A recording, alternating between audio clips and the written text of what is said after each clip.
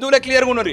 మీరు గోమాత దైవమే అనుకుంటే గోమాతని తినటోడు కోటేయకుని, గోమాతని తినటోడికి సపోర్ట్ చేసేటోని కోటేయకండి. నీకు దేవుడే కదా గోమాత. గోమాతను ఓటు ఎందుకు ఎత్తున్నావు?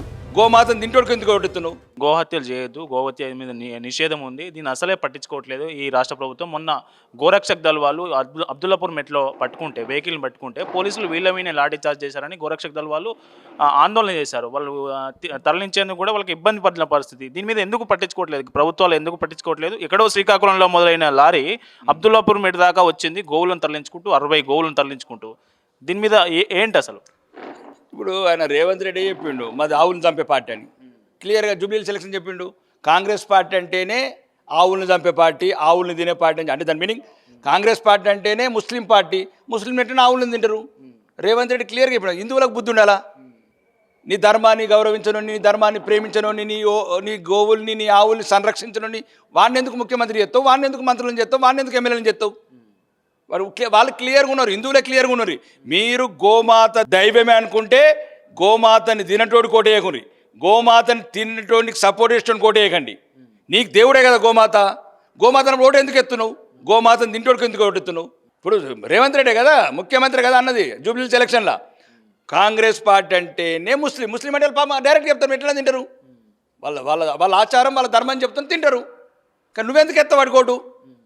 కాబట్టి హిందువులు జ్ఞానోదయమై చైతన్యవంతమై ఆవుని పూజించటోని, ఋషుల్ని ఆరాధించటోని, భారతీయ జనతా పార్టీ లాంటి పార్టీ ఎమ్మెల్యేలను ఎన్నుకోండి. అప్పుడు గోరక్షణ ఎట్లా చేయాలో అట్లా చేస్తాం.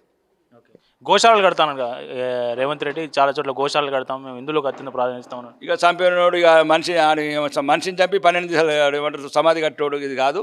మేమేమంటున్నాము? హిందువులను గౌరవించమంటున్నాము, హిందువులను ఆరాధించమంటున్నాము, హిందువులను ప్రేమించమంటున్నాము. మెజార్టీ ప్రజలము మాకు ఒక్క దేశం తప్ప ఇంకో దేశం లేదు.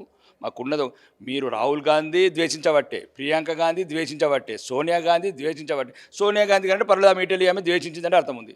రాహుల్ గాంధీ ప్రియాంక గాంధీ అంటే ఇటలీ సంతానం కాబట్టి ద్వేషం. ఈయన రేవంత్ రెడ్డి గారు ఇతను హిందువే కదా, నిజమైన హిందూ, నిజమైన తెలంగాణ కదా. నువ్వన హిందువులని గౌరవించు, ప్రేమించు, ఆరాధించు. ఆ హిందువులే కదా నేను గెలిచి ముఖ్యమంత్రిని చేసిండ్రు. కాబట్టి ఇప్పటికైనా కాంగ్రెస్ ప్రభుత్వంలో అందరికీ చెప్తున్నా, మీరు ఆ ఇటలీ వాళ్ళ జోలికి పోకుండా మనం మంచిగా హిందువులను గౌరవించే చట్టాలు తీసుకురండి, వాళ్ళకి చక్కని సపోర్ట్ ఇవ్వండి. ఓకే, ఇది మొత్తానికి అసెంబ్లీ సమావేశాల్లో కాంగ్రెస్ పార్టీ ఏదైతే హామీలు ఇచ్చిందో ఆ హామీల మీద ఖచ్చితంగా మేము మాట్లాడతాం, ప్రభుత్వాన్ని నిలదీస్తాం.